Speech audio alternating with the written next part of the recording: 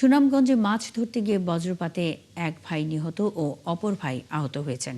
সোমবার সদর উপজেলার জাহাঙ্গীরনগর ইউনিয়নের রাজনগর গ্রামে এই ঘটনা ঘটে।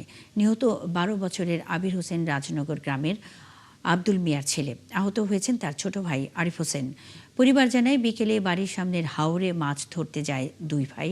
এ সময় ঝড় বৃষ্টি শুরু হলে হঠাৎ বজ্রঘাতে ঘটনাস্থলেই আবির হোসেনের মৃত্যু হয়। এ সময় গুরুতর আহত অপর ভাই আরিফ হোসেনকে স্থানীয়রা উদ্ধার করে প্রথমে সুনামগঞ্জ ২৫০ সদর হাসপাতালে নিয়ে আসে।